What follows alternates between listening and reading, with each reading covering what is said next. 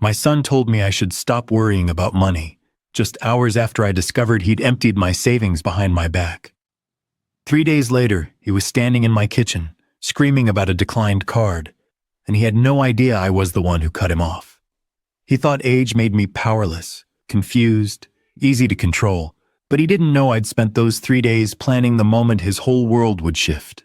Before I go on, I just want to thank you for listening to an old man's story. If you'd like to hear more of the lessons life has carved into me, I'd be grateful if you'd subscribe and maybe tell me where you're listening from. Your support means more than you know. I've lived in this old Milwaukee house for nearly 50 years. It creaks in the winter, sighs in the summer, and holds more memories than I can count. Most mornings start the same, a slow stretch, a hand on the edge of the nightstand, a quiet breath before my feet touch the floor. I'm 74 now, and some days I move like a man carrying yesterday on his back. But I still make my own coffee, still crack open the window just enough to let the morning air in, still talk to my late wife Linda, as if she's sitting right there at the table. Just another day, sweetheart, I whisper. It comforts me more than I admit. Life used to feel simple, slow, predictable in the best way. I kept the yard trimmed, read the newspaper front to back, fixed whatever broke with the same tools I've had since my 20s. And then, after Linda passed, the silence closed in on me. Not peaceful silence, but the kind that presses on your chest until breathing feels like work. So when my son Mark called that November afternoon, voice shaking, saying he and his wife Brianna had been evicted and just needed a place for a couple of months, I didn't think twice. I told them to come home. Family sticks together, I said. I believed it. The first few weeks almost felt healing.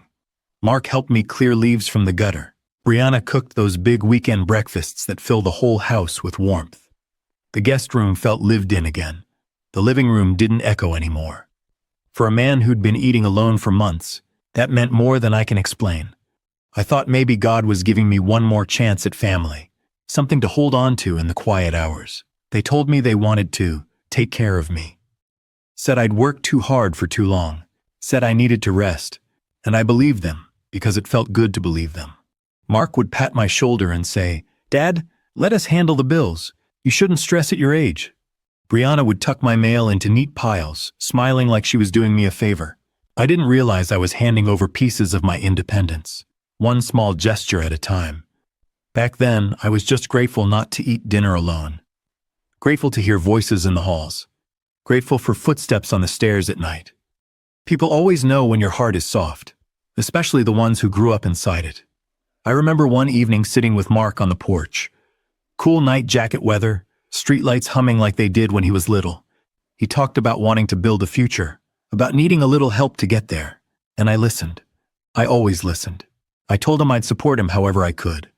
I worked double shifts for years, so he never went without. That kind of sacrifice becomes instinct when you're a parent. So when he asked if he could temporarily help manage my accounts, just to keep things organized, Dad, "You're juggling too much," I agreed. It felt like trust, like connection, like family doing what family is supposed to do. I didn't notice the small shifts at first. My debit card missing from the drawer, then found in the laundry. A bill that looked higher than usual but was quickly explained away. A bank statement that somehow never arrived. Little things. Easy to shrug off when you want to believe the best. Hard to question when the alternative feels like betrayal. The house was full again. And I held on to that warmth, thinking it would last. Thinking it meant something.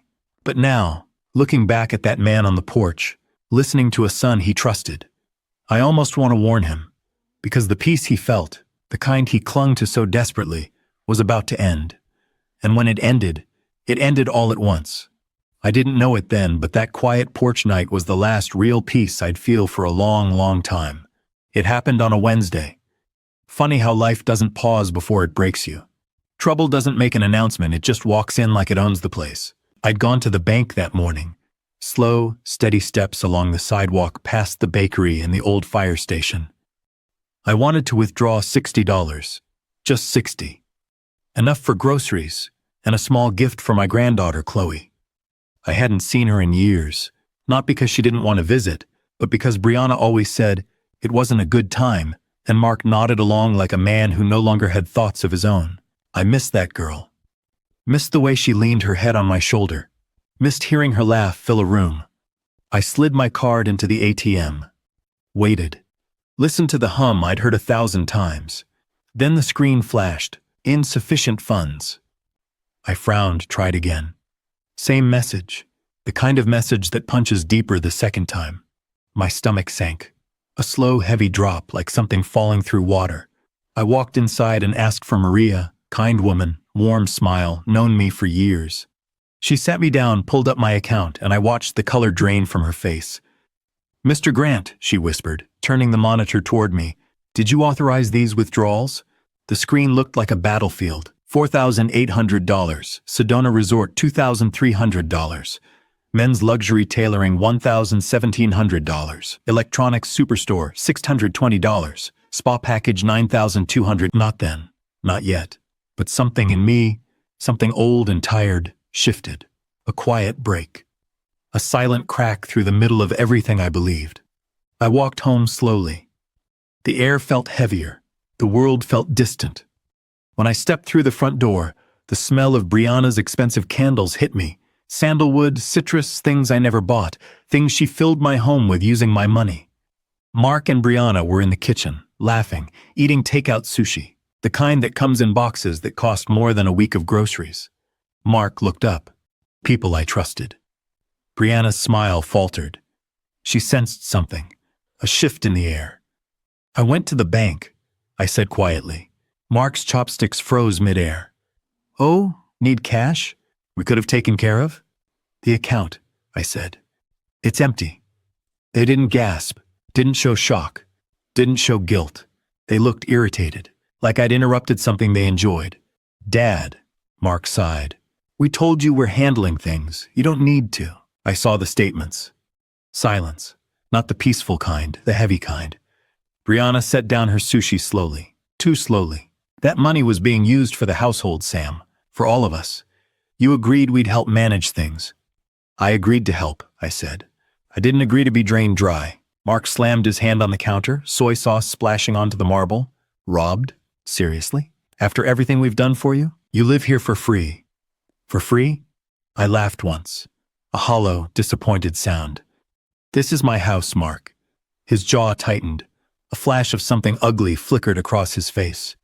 "You're old, Dad," he snapped. "You forget things. You lose track. You can't keep up with finances. We were keeping everything organized." "By spending $200,000 on yourselves?" He didn't answer. Brianna stood up, her voice softer, but poisoned underneath.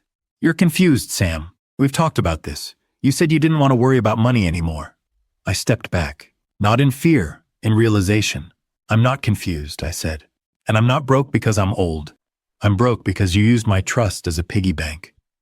Their faces changed in an instant. Masks off. Truth exposed. "You should have stayed out of the way," Brianna snapped. Mark jabbed a finger at me. "You gave me access. You let us do this, so don't act like the victim." I didn't raise my voice. Didn't shout. But something inside me, the part that had bent and bent until there was nothing left to bend, went still. And in that stillness, one thought rose, clear as day. I will not stay silent. I felt my voice settle, not louder but stronger. And they had no idea what that meant. That night, the house felt different. Not colder, just hollow. A kind of emptiness that doesn't echo, it absorbs, takes everything in, and gives nothing back. I sat on the edge of my bed, shoes still on, jacket still zipped, staring at the floorboards Linda and I picked out decades ago. Back when the house meant laughter, not survival. My hands trembled, but not from age. It was clarity. A clarity that arrived too late to protect me, but just in time to wake me up. Downstairs, I heard footsteps, slow, restless ones. Mark's voice rising in frustration, Brianna snapping back in sharp whispers, cabinets opening, drawers slamming. Their panic had a cadence of its own. I leaned back against the headboard and closed my eyes. All I could see were memories. Not the bank screen, not the statements, but Mark at 5 years old, crying after falling off his bike. Zarn Mark at 12, sleeping in the hallway during storms.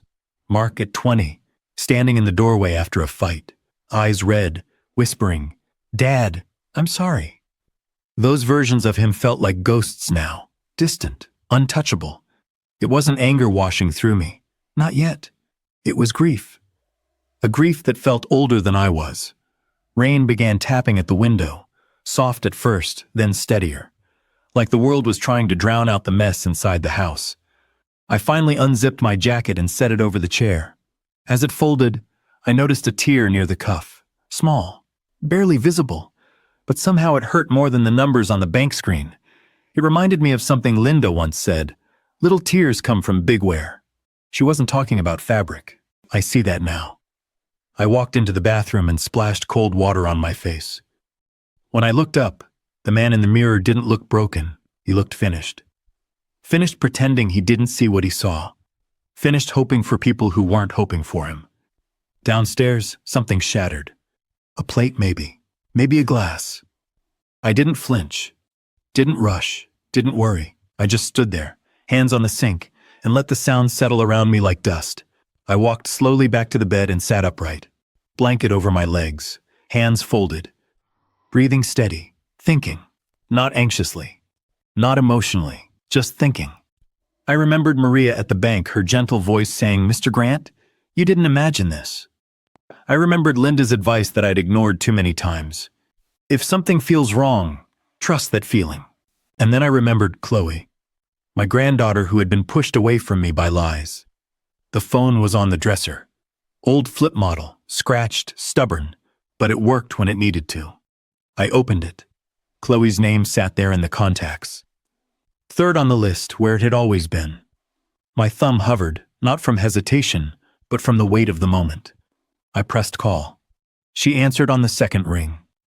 "Grandpa?" Her voice cracked just a little. Enough to remind me what love actually sounds like. "Chloe," I whispered. "I need help." There was silence, but the kind that holds breath, not judgment. "What did they do?" she asked softly. Everything in me trembled. My throat tightened. "Everything," I said. "They took everything." She inhaled sharply, not out of shock, out of anger for me. "I'm coming," she said.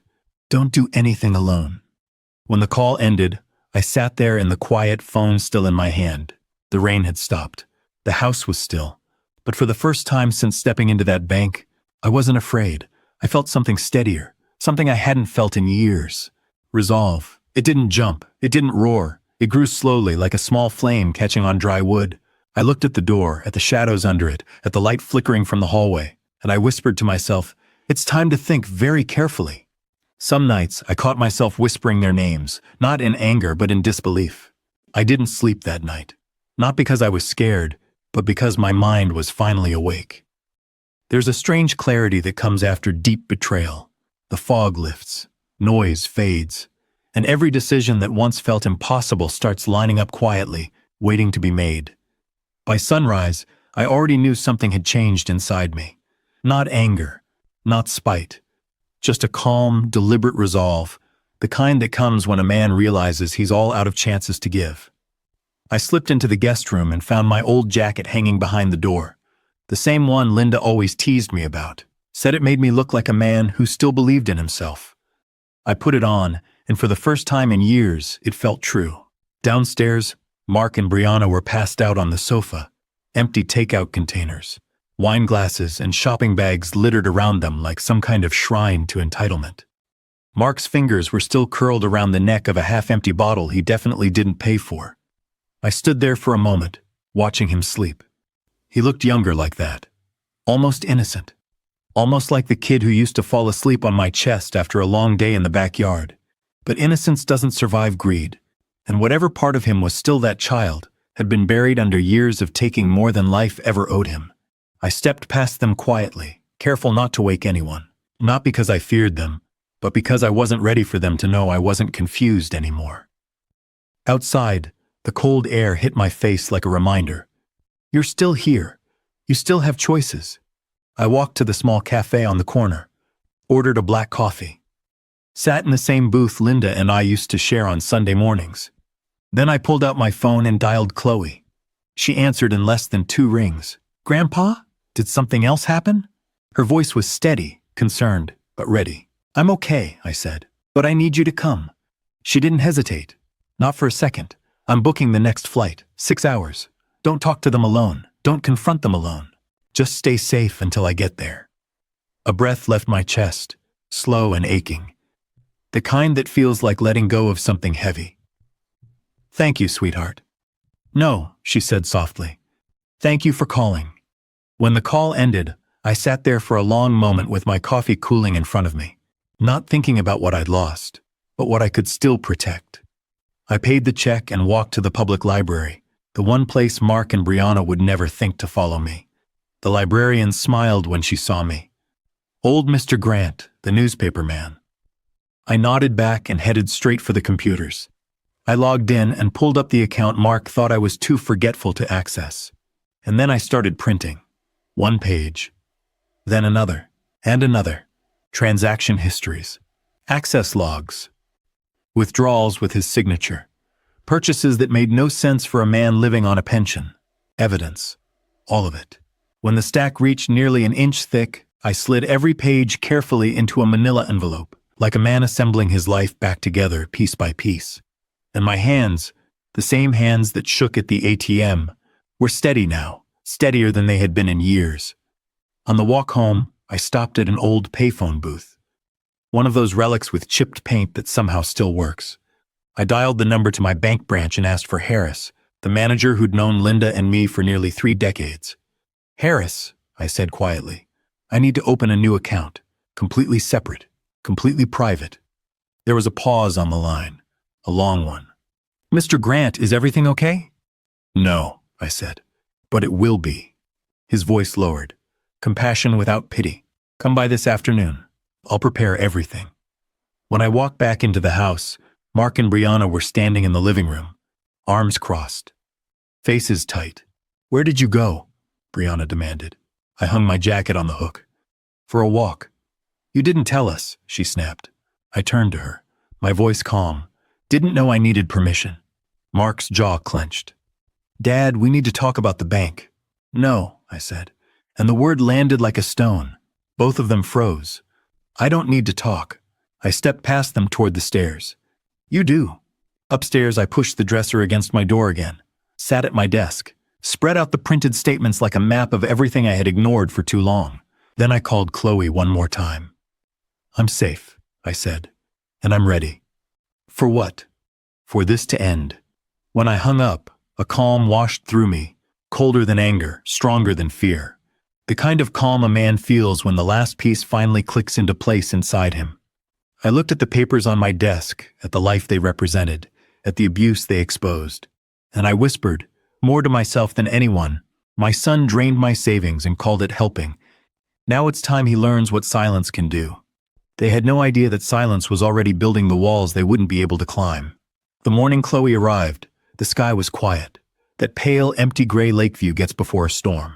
I stood at the front window, watching her taxi roll to a stop.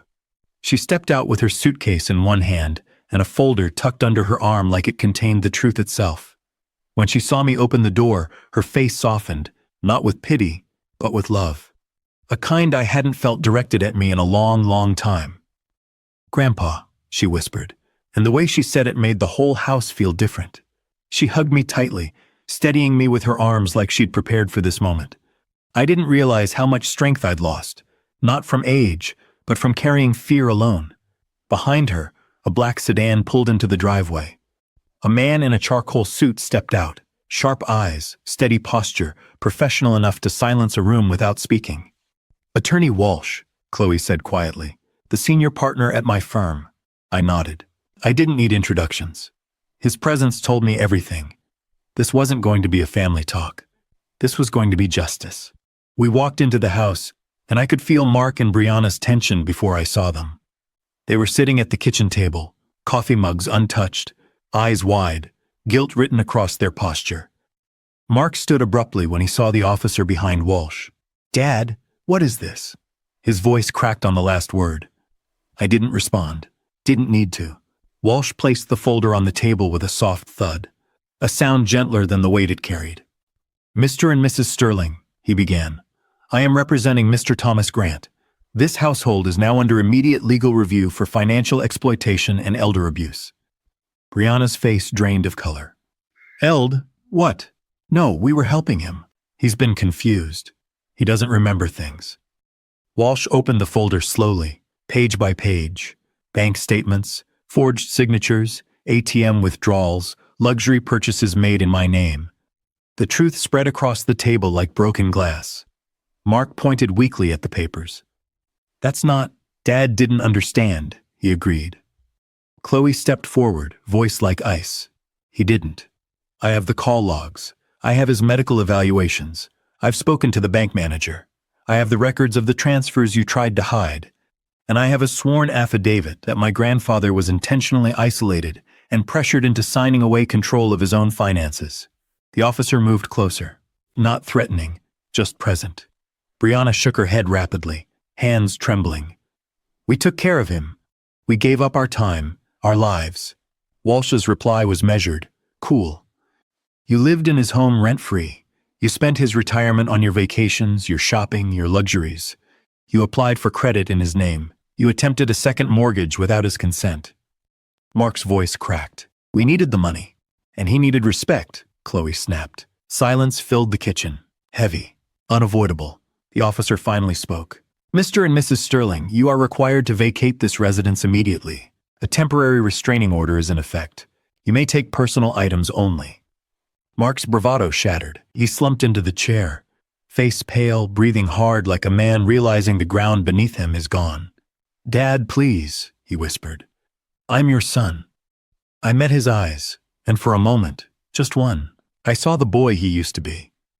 But a boy who grows into a man who steals from his father is not lost. He is dangerous. I know, I said softly. And the softness cut more deeply than anger ever could. But I'm done being hurt in my own home. He covered his face with both hands. No fight left, only collapse. Brianna grabbed a duffel bag and began stuffing clothes into it. Her hands shook so violently that a sweater slipped from her grip twice. When they reached the door, Brianna spun around, voice brittle and sharp. You'll die alone, Thomas. Don't expect anyone to care. I didn't raise my voice, didn't tremble, didn't blink. I'd rather die alone in peace than live with the kind of people who stole my dignity. The door closed behind them with a hollow thud, the same sound a coffin lid makes in old movies. The officer nodded respectfully and left. Walsh gathered his documents and shook my hand. You did the right thing, he said, not triumphantly, but with a quiet reverence. Chloe stayed behind. We stood in the kitchen, the same kitchen they had turned into a battleground, and suddenly it felt warm again. She placed her hand on my shoulder. It's over, Grandpa. But she was wrong. It wasn't over. Not yet. I looked at the empty hallway, the doorway where Mark had once run and excited just to show me a school project, and I felt something settle inside me, a calm deeper than grief, deeper than anger, a peace that comes only after choosing yourself. And in that silence, I finally felt free. Spring came slowly to Lakeview, the kind of spring that doesn't rush, it unfolds.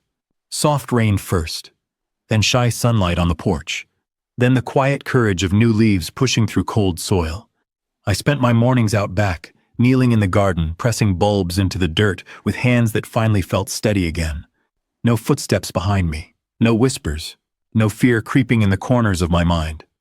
For the first time in a long while, the house breathed with me, not against me.